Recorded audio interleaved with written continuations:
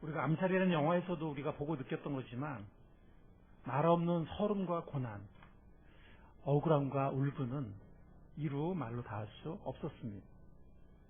참으로 많은 피와 땀과 눈물과 대가를 치르고 우리는 식민 상태에서 벗어나서 자유를 얻었습니다. 우리의 힘만으로 부족해서 남의 힘을 필요로 했고, 또 우리의 의지를 합해서 우리가 자유를 얻게 되었습니다. 마치 영적으로도 우리가 우리의 힘만으로 부족하기 때문에 예수 그리스도의 힘을 힘입어서 된 것과도 좀 비슷한 거, 똑같진 않아도 비슷한 것 같습니다. 이렇게 모든 것을 다 동원해서 합해서 정말 고귀한 주권이라는 또 자유라는 것을 우리가 얻었습니다. 그런데 우리가 이걸 한번 생각해 봤으면 좋겠어요. 지금 우리 민족이 또 우리 개개인들이 과연 얼마나 자유로운가, 이것을 한번 생각해 봤으면 좋겠습니다. 과연 우리는 얼마나 현재 자유를 누리면서 살고 있습니까? 생각해 볼 수 있길 바랍니다. 잠언 14장 34절 말씀에 하나님 말씀, 이런 말씀이 있습니다. 의인은, 이게 뜨닥하거든요. 공이라고 번역을 했는데 의라고 번역하는 게 좋을 것 같아요. 의인은 나라를 영화롭게 하고 죄는 백성을 어떻게 한다고요? 죄는 백성을 욕되게 한다. 얼마나 우리가 자유로운지, 이 자유를 쟁취하느라고 이름 없는 수많은 사람들이 가정을 빼앗기고 타행해서 이름 없이 피를 흘렸고, 또 수많은 사람들이 형무소에서 그들의 인생을, 때로는 생명을 바쳤고, 또 수많은 사람들이 많은 눈물과 고통을 치렀습니다. 현재 우리는 얼마나 자유롭습니까? 혹시 우리는 우리의 탐욕과 물질 만능주의에 노예로 살고 있지는 않습니까? 혹시 우리는 정욕과 방종, 술과 담배와 성적인 타락과 간음과 성적인 방종과 매여서 살고 있지는 않습니까? 우리 민족이, 우리들이. 혹시 우리는 우상숭배와 죄의 종으로, 외적으로는 자유를 얻었다고 하지만 우상숭배와 죄의 종이 되어서, 그렇게 종된 상태에서 살아가고 있지는 않은지요? 만약 그렇다면 우리 민족은 미래가 없을 것입니다. 우리는 망하는 길로 가고 있는 것입니다. 다시 종이 되지 않기를 바랍니다.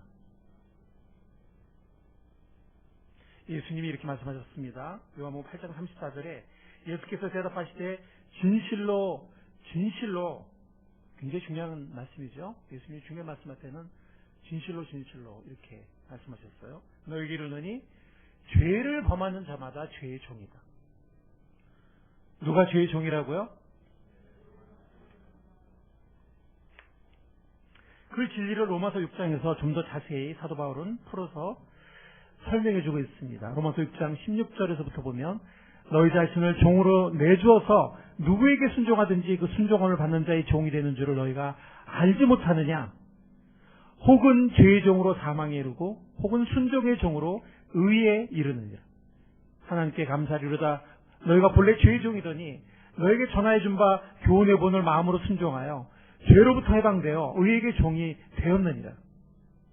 너희 육신이 연약함으로 내가 사람의 예대로 말하노니 전에 너희가 너희 지체를 부정과 불법에 내주어 불법에 이른 것 같이 이제는 너희 지체를 의에게 종으로 내주어 거룩함에 이르라.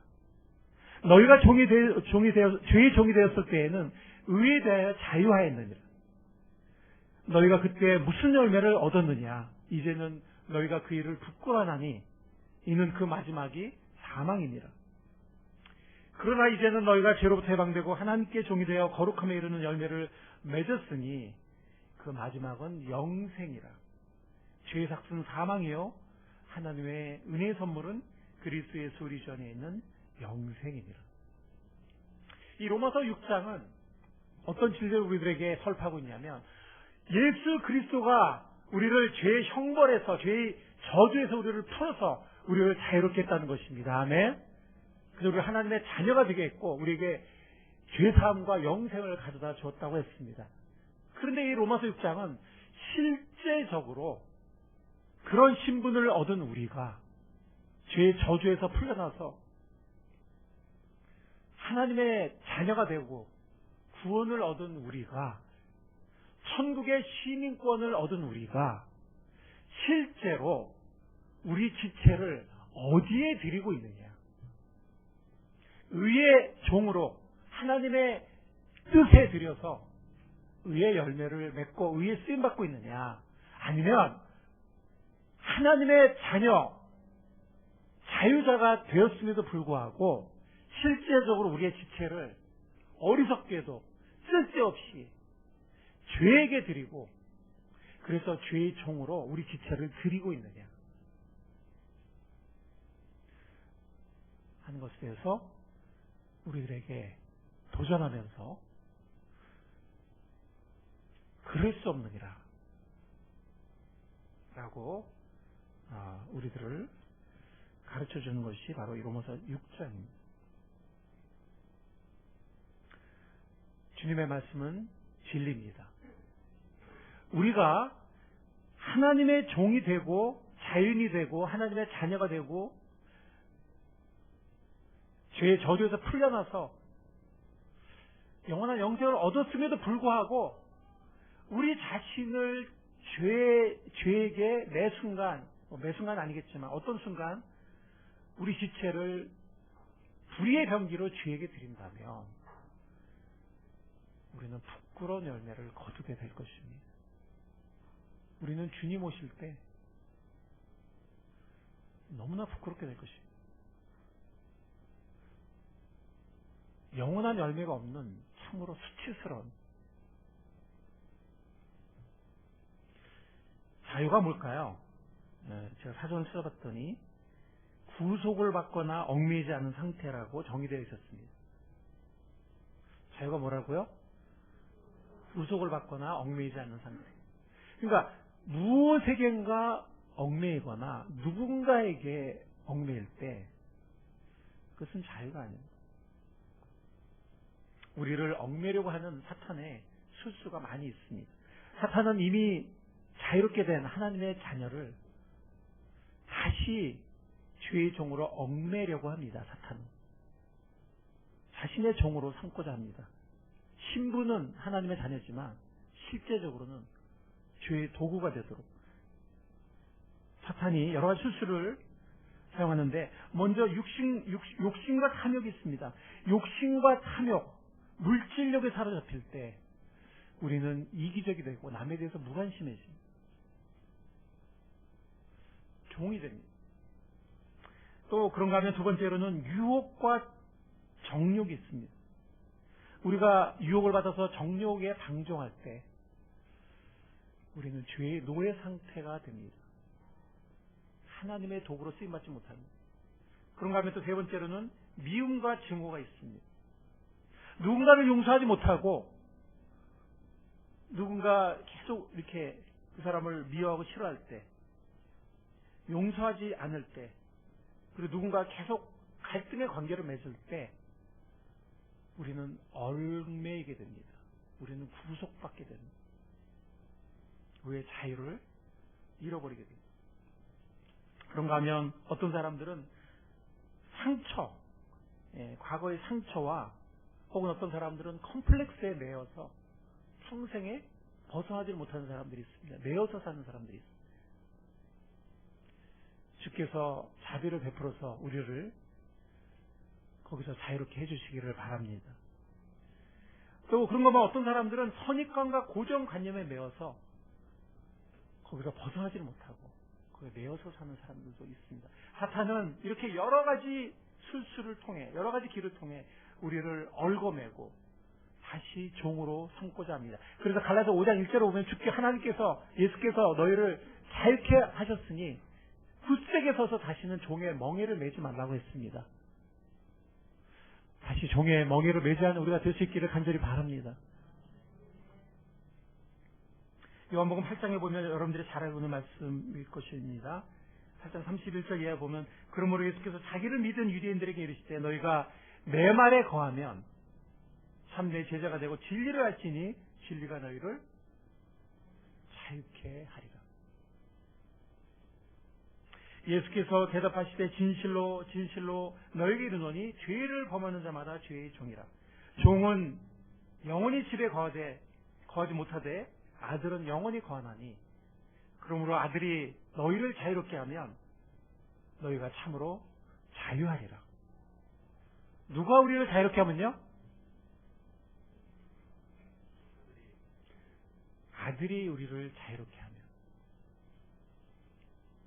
하나님의 아들 예수님은 우리를 영원히 자유롭게 하셨습니다. 그리고 매 순간 우리가 그분을 의지한다면 매 순간 우리를 자유롭게 하실 것입니다. 아멘. 자유는 그 자체가 목적이 아닙니다. 자유 자체를 목적으로 삼을 때 그것이 하나의 우상이 되고 사실 우리는 방종에 빠지게 됩니다. 도널드 스위팅이란 분이 이렇게 말했습니다. 그러므로 자유의 기준점을 찾는 것이 중요하다. 어떤 사람은 말하기를 삶의 목적은 우리의 자유를 찾는 것이 아니라 우리의 진정한 주인을 찾는 것이어야 한다 라고 말했다. 우리가 올바른 주인을 찾을 때 우리는 진정으로 자유하게 될 것이다. 이것은 성서의 사상일 뿐만이 아니라 우리의 체험으로도 동의할 수밖에 없는 그런 말입니다. 그래서 갈라디아서 5장 16절에 하나님께 사도 바울을 통해서 우리에게 이렇게 말씀하십니다. 내가 이르노니 너희는 성령을 따라 행하라. 그리하면 육체의 욕심을 이루지 아니하리라. 여러분들 우리가 우리의 힘으로는 되지 않습니다. 우리가 자유롭기를 원하지만 그래서 자유롭게 되어서 하나님의 뜻에 쓰임받기를 원하지만 우리 힘으로는 되지 않습니다. 우리가 모든 죄로부터 정욕으로부터 또 우리를 얽어매는 여러 가지 것으로부터 우리가 자유롭게 되기를 원하지만 우리의 힘으로는 되지 않습니다. 아멘. 우리의 힘으로는 되지 않습니다. 우리의 힘으로는 되지 않습니다. 그래서 우리는 겸손하게 우리 것을 내려놔야 돼요. 우리의 생각을 내려놔야 됩니다. 우리의 감정을 내려놔야 됩니다. 내 고집을 내려놔야 됩니다. 내 의지를 내려놔야 됩니다. 겸허하게 주님께서 나를 이끄시도록 성령님의 인도를 따라가야 됩니다. 겸손한 우리가 될 수 있기를 바랍니다. 우리는 죄로부터 자유롭기를 원한다고 하면서도 우리는 여러 가지 우리를 얽어매는 것으로부터 우리가 자유롭게 되기를 원한다고 하면서도 여전히 우리 생각이 남아있고 우리 고집이 남아있고 우리 감정을 중시하는 우리 의지를 아직도 붙잡고 있습니다. 우리가 할 수 없는 것을 고백할 수 있기를 바랍니다. 성령 충만하라고 주님께서 말씀하셨는데 술 취하지 말고 성령 충만하라고 성령에 취하라고 말씀하셨는데 그것은 그렇게 어려운 것이 아닙니다. 우리 것을 내려놓을 수만 있다면. 성령 충만은 먼저 우리의 죄를 자백하는 것입니다. 그리고 우리가 할 수 없다고 철저하게 겸손해지면서 우리가 할 수 없다고 고백하는 것입니다. 그리고 주님의 성령의 인도하심을 간구하는 것입니다. 그리고 단순히 성령의 인도하심을 따르는 것입니다. 그게 성령을 따르는 삶이고 그것이 성령 충만한 삶으로 인도합니다. 문제는 우리가 여전히 원한다고 하면서 갈구한다고 하면서 여전히 내가 하고 싶은 대로 하기를 원하고 여전히 내 생각과 고집과 의지가 남아있다는 것입니다. 언제까지 더 우리가 수치를 경험해야 되겠습니까? 언제까지 더 노예 상태를 경험해야 되겠습니까? 언제까지 더 무익하고 헛된 삶을 낭비해야 되겠습니까?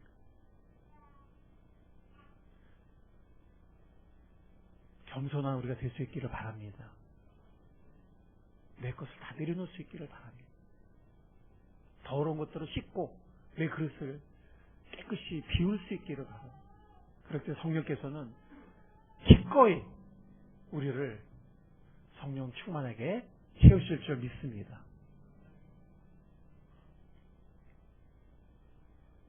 자유는 자유만을 위한 것이 아니라 자유는 참된 섬김을 위해서 주신 것입니다. 왜 자유를 주셨다고요?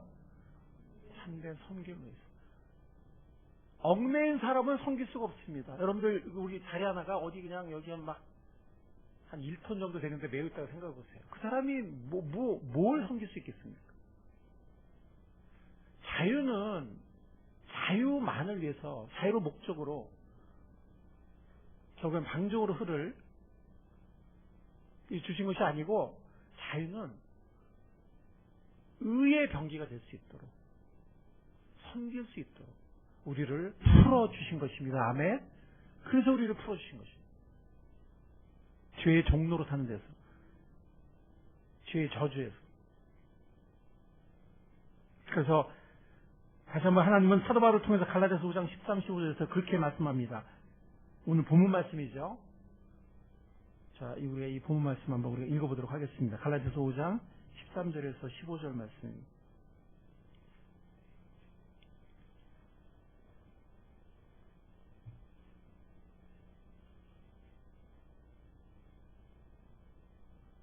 갈라디아서 5장 13절에서 15절. 13절 제가 읽겠습니다. 여러분들 14절 읽으시고 15절 같이 읽겠습니다. 형제들아 너희가 자유를 위하여 부르심을 입었으나 그러나 그 자유로 육체의 기회를 삼지 말고 오직 사랑으로 서로 종노릇 하라.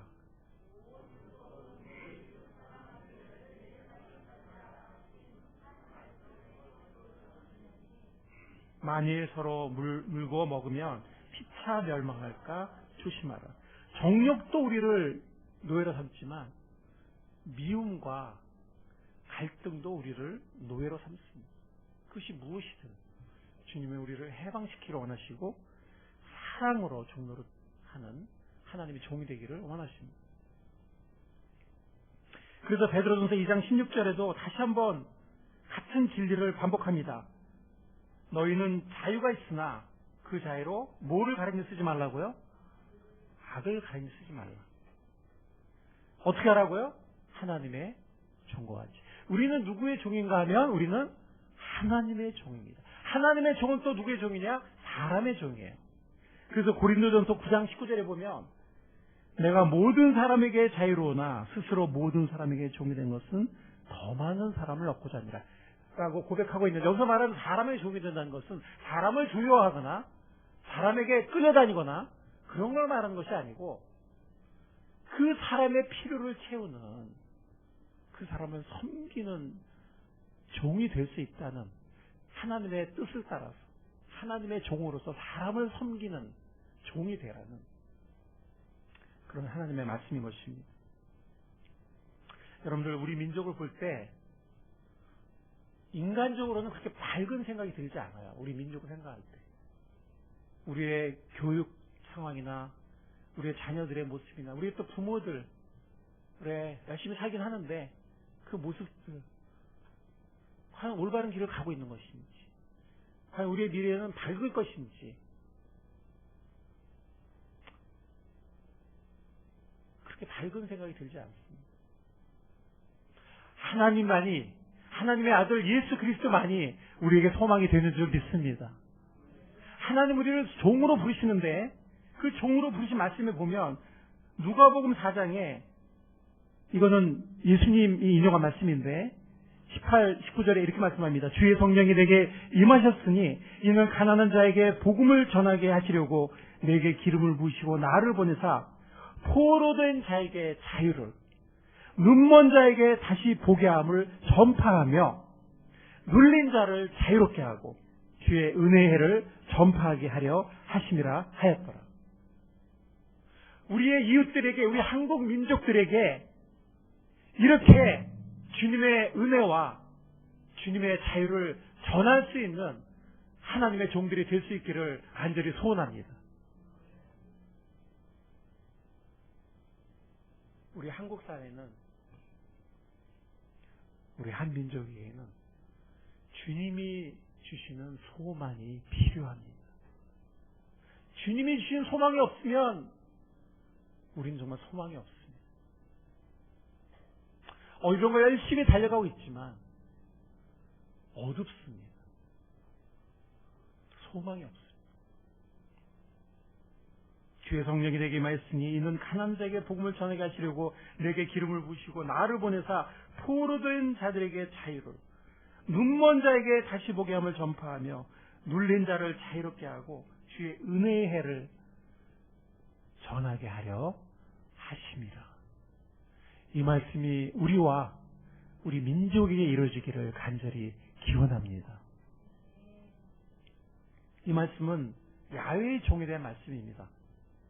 이 말씀은 이사야서 60장에 대한 인용인데, 예수님이 인용하신 건데, 그리고 예수님 당신이 그렇게 쓰임받기를 소원하면서 당신의 사역을 시작하는 그런 말씀입니다. 그런데 여기 보면 이 말씀은 야훼의 종에 대한 말씀이야. 이사야서 60장은. 이사야서 53장에 나오고 50장에 나오고 49장과 42장에 나오는 야훼의 종의 노래에 나오는 그 야훼의 종에 대한 말씀이 이사야서 60장이기도 합니다. 물론 하나님의 완전 무결한 종은 예수님이십니다. 그러나 여호와의 종은 예수님만이 아니고 예수님을 본받는 사람들, 즉 구약 당시에도 하나님의 사명을 위해서 또 주의 백성들을 위해서 고난받았던 모세나 엘리야나 그런 선지자들, 예레미야, 그리고 스스로 자원해서 섬김의 위치로 내려가서 고난을 자취했던, 백성들에서 고난을 자취했던 느헤미야 같은 중보기도의 종, 또 섬김의 종이었던 느헤미야 같은 사람들, 고난받았던 사람들, 이런 사람들도 하나님의 종이고, 또 신약 성경에 보면은 바울과 바나바가 하나님의 종으로 이방의 빛으로 보냄받았다고 그랬고, 또 초대교회 성도들이 그 협박과 위협 앞에서 그들이 여호와의 종들로서 거룩하신 종 예수의 능력을 간구하면서 여호와의 종들로서 합심 기도하는 그런 모습을 볼 수 있고, 또 아까 베드로전서의 말씀처럼 우리도 또 하나님의 종으로 부르셨습니다. 하나님은 예수님을 사용하셨듯이 이제 예수님 우리를 세상에 보내십니다. 예수님의 본을 따라 하나님의 종으로 쓰임받는 우리가 될 수 있기를 바랍니다. 정말 이런 주의 성령의 능력으로, 주의 성령의 도우심을 따라 가난한 자에게, 마음이 가난한 자를 말하지만 실제로 가난한 사람들도 말합니다.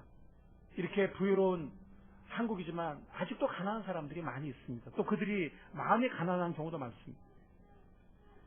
몸과 마음이 가난한 자에게 복음을 전하게 하시려고 내게 기름을 부으시고 나를 보내사 포로된 자에게 자유를, 눈먼 자에게 다시 볼 수 있음을 전파하고 눌린 자를 자유롭게 하며 주님의 은혜의 해를 전하는 하나님의 종으로서의 쓰임받음을 우리 모두가 쓰임받을 수 있기를 간절히 소원합니다.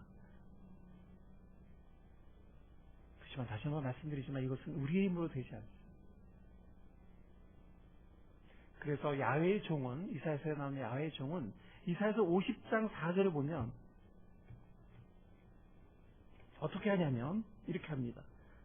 주 여호와께서 학자들의 혀를 내게 주사 나로 곤고한 자를 말로 어떻게 도와줄 줄을 알게 하시고 아침마다 깨우치시되 나의 귀를 깨우치사 학자들같이 알아듣게 하시도다. 아멘. 이게 여호와의 종의 모습입니다. 여기 여호와의 종의 모습을 보면 제가 다 인용은 안 하겠지만 이 50장의 후반부에 보면 이 여호와의 종은 많은 반대에 직면하고 버림을 받고 고난을 받습니다. 53장만이 아니라 50장에서도 그래요. 근데 그가 좌절하지 않고 포기하지 않고 오히려 자기 얼굴을 부싯돌처럼 굳게 할 수 있는 것은 뭐냐면 아침마다 하나님을 만나서 그 영감을 받고 깨우침을 받고 힘을 얻기 때문에 그렇게 할 수가 있는 것입니다. 그래서 그는 공고한 자들을 말로 도와줄 수 있는 하나님의 종으로서 쓰임받을 수 있게 된 것입니다. 여기 보면 학자라는 말이 있는데, 학자들 혀라는 말이 있는데, 학자라는 말은 그 밑에 각주에 보면 이 히브리어가 아주 굉장히 묘한 단어입니다. 이것이 제자란 말도 되고 교사란 말도 되고 학자란 뜻도 돼요. 그런 뜻을 다 가지고 있는 단어입니다. 말씀을 깨달을 수 있는 그런 학자의 지혜, 그런 거 아니면 그 말씀을 경험하고 실천하는 제자, 그리고 그것을 다른 사람이 전해줄 수 있는 교사로서의 그 모든 것을 우리가 하나님을 만날 때 우리가 받게 되는 줄 믿습니다. 우리 민족은 빛이 필요하고 소망이 필요하고, 우리 민족은 우리 이웃에서 출발해요. 어떤 한 사람, 우리 이웃에. 우리가 먼저 하나님의 자유를 경험하고 성령 안에서 우리의 이웃에게 소망을 전하는 우리가 될 수 있기를 간절히 바랍니다. 그러려면 우리는 매일 아침마다 하나님을 만나야 돼요. 하나님을 만나야 됩니다. 그러지 않으면 우리 못 삽니다. 할 수가 없습니다. 자유를 누릴 수 없고 자유를 전할 수도 없습니다. 소망을 누릴 수도 없고 소망을 전할 수도 없습니다. 내가 하나님을 아침마다 만나지 못하고 하루를 살 수 있다고 생각하는 것은 교만입니다. 내가 밥을 먹지 않고 하루를 살 수 있다는 것이, 그것이 어리석은 교만인 것처럼, 밥을 먹지 못해도, 그래서 욥은 어떻게 말했냐면, 내가 세끼 정한 식사보다 하나님의 말씀을 더 귀히 여겼다고 그랬습니다. 밥을 먹을 시간이 없어도 하나님을 말씀을 먹지 않고서는 살 수 없다고 고백하는 것이, 그것이 바로 진리인 것입니다. 그것이 바로 현실인 것입니다. 그런 겸손함을, 그런 겸허함을 우리가 배울 수 있기를 바랍니다. 하나님을 만나지 않으면, 하나님의 말씀을 먹지 않으면 우리는 진정한 의미에서 살아 있을 수 없고, 우리는 자유로울 수 없고, 우리는 얽매여 사는 세상 사람들에게 도와줄 말, 그들에게 자유를 전할, 그렇게 될 수가 없습니다. 그래서 우리 첫 번째 적용은 아침마다 주님 만나는 것이 될 수 있기를 바랍니다.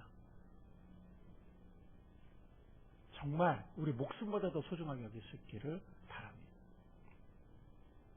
두 번째는, 우리가 정말 이런 자유를 누리고 자유를 전하는 소망의 종으로 쓰임받기 원한다면, 먼저 우리는 이사야서 50장에 나오는 그 종의 모습, 종의 우선순위, 아침마다 주님 말씀으로 깨우침 받고 성령 안에서 깨우침 받는, 영감을 받는. 두 번째는 종들의 공동체입니다. 우리는 혼자서 할 수 없습니다. 함께 할 수 있는 우리가 될 수 있기를 바랍니다. 그래서 주님은 우리를 공동체로 부르셨어요. 구원은 절대로 개인적인 구원이 아니에요.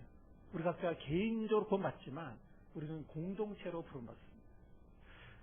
흥미로운 것은 이사야서 53장까지는 여호와의 종이 이사야서의 열쇠거든요. 구약의 복음서라고 하는. 그런데 그래서 개인의 구원과 우주의 구속이 이제 열매로 맺어지는데, 그 열쇠가 여호와의 종인데 53장까지는 이 고난받는 여호와의 종이 개인이에요. 단수예요. 그러나 54장부터 끝까지는 단수가 나오지 않아요. 한 번도 나오지 않아요. 여호와의 종들, 야훼의 종들의 공동체가 나옵니다. 그 거룩한 완전한 그 개인 종의 사역으로 자유롭게 되고 구원으로 부름받은 무리들, 종들의 공동체가 나오게 되고, 그들을 통해서 하나님의 나라 확장되고 온 우주의 구속이 이루어지는 것을 이사야서 후반부에서 우리가 알 수가 있습니다. 공동체 안에서 세워진 우리가 될 수 있기를 바랍니다. 정말 진솔한 교제와 서로를 향한 합심기도를 통해서 하나님의 임재를 느끼고 서로를 세우고 또 세워져가는 우리가 될 수 있기를 바랍니다. 공동체를 세우는 우리가 될 수 있기를 바랍니다. 그럴 때 우리도 세워집니다. 우리가 세워질 때도 공동체가 세워집니다. 공동체를 통해서 이러한 소망의 종으로서 쓰임받고, 공동체를 통해서 세상의 소망을 전하는 우리가 될 수 있기를 바랍니다. 마지막으로는요, 저번주 설교한 거예요. 경건한 자손을 많이 낳기를 바랍니다. 이거 정말 이거 있잖아, 심각한 얘기예요. 제가 있는 학교 이천에 있잖아요, 그죠? 근데 이천에 그 중심지에 있는 게 아니라 이렇게 산 속에 떨어져 있어요. 완전히 돛답게 좋아요. 근데 거기도 그 시골인데 거기도 정말 외국인이 그렇게 많아요. 근데 이제 노경호 목사님이라고 안양교회 임태하신 목사님인데 매주 수요일 나와서 거기는 갈릴리교회 목사님이랑 또 거의 한 2-3명 형제가 같이 매주 수요일 날 전도를 하거든요. 그 목요일 날에는 또 원주로 가서 봉합교회, 또 분인교회에서 또 은퇴하신 목사님이 굉장히 열심히 일하십니다. 근데 목사님한테 여쭤보니까 그 노동자 중에 이슬람이 되게 많다는 거예요.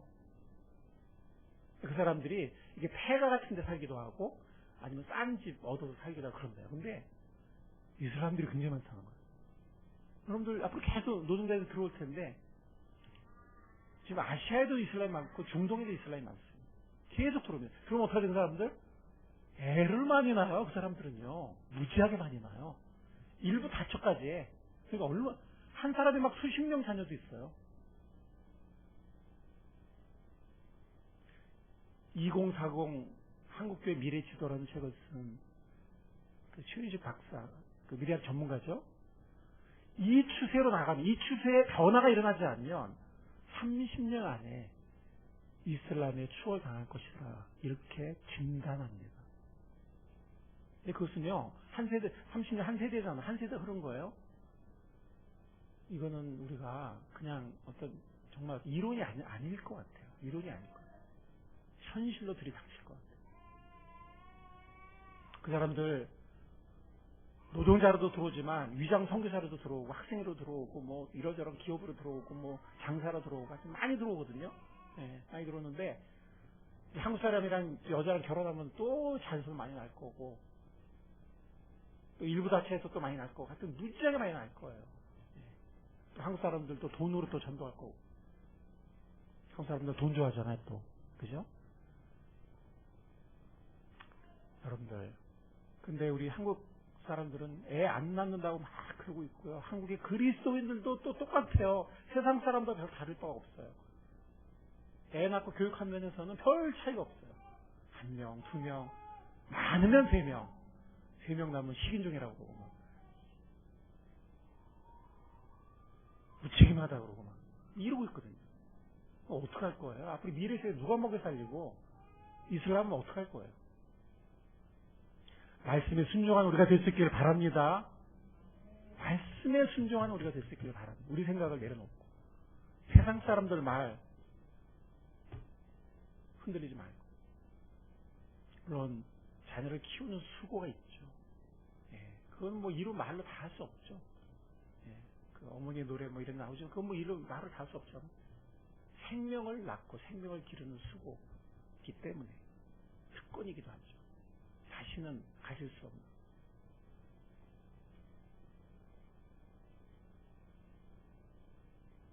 한국 사회는 소망이 필요합니다. 아이들도 청년들도 어른들도 종으로 매여 사는 사람들이 너무나 많습니다. 온 나라가 탐욕에 물들고 집착의 종이 되고 미움과 갈등의 종이 되어가고 있습니다.